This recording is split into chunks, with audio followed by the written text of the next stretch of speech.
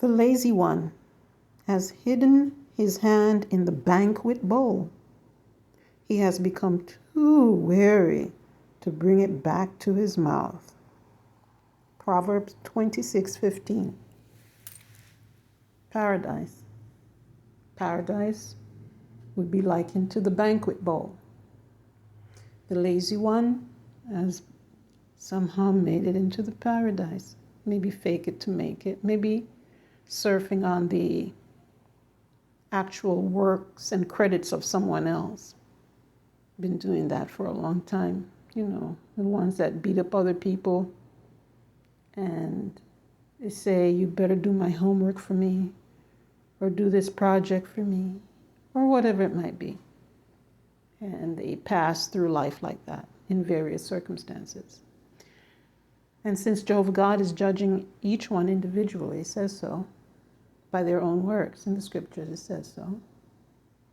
And it does say in Isaiah 65 that each one will build their own house and have occupancy. They will plant their own vineyard and eat from it. They will not build and somebody else have occupancy, and they will not plant and someone else do the eating. But do you know what that really means? You're going to have to start planting and learn how to build. If it's not your forte, then you have to learn. You have to have someone to teach you, work with other people, and acquire that skill.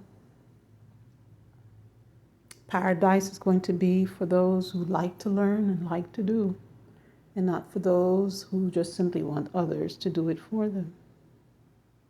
Will you be able to handle that? Are you doing that right now? There are quite a few people doing that right now, so they have a head start. But are they able to do it under Jehovah God's jurisdiction in the way that he says is acceptable?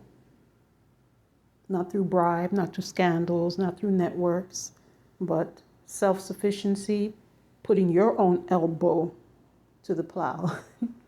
Suppose you were given area of land that was a farmland. Would you be able to manage it? You said, oh, I wasn't planning on being a farmer. I'll get my stuff at the market. But suppose you were given that farmland. What are you going to do? Are you going to trade it off with somebody else who has maybe an area by the sea and can do fishery? It doesn't mean that you couldn't if you spoke to Jehovah. If you speak to him, if you even learn how to talk to him, and perhaps ask for another piece of land in addition to what you have. There are a lot of things you can do if you approach Jehovah and see how reasonable he is, or may allow you to have rotate into certain areas.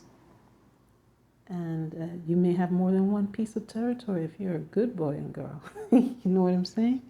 He's extremely reasonable. But if we're going to do sneaky things the way Ahab and Jezebel did, and stole the piece of land from this man and killed him and his children, his sons, so there would be no one to complain about the land that they were stealing. Ahab wanted it.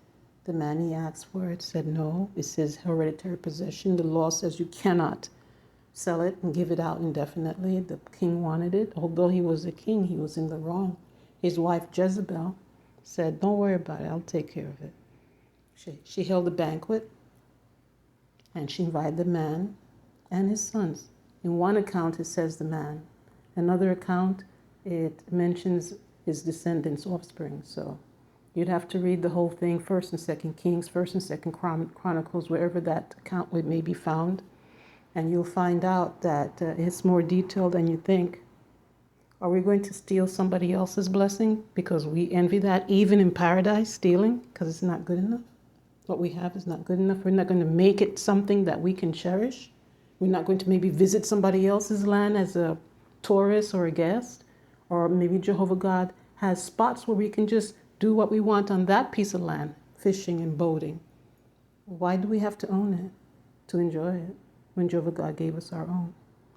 God bless a child who has his own. So what will we do in paradise? If we're this way now, we'll probably be the same way in paradise. We may not last too long if we don't change our ways.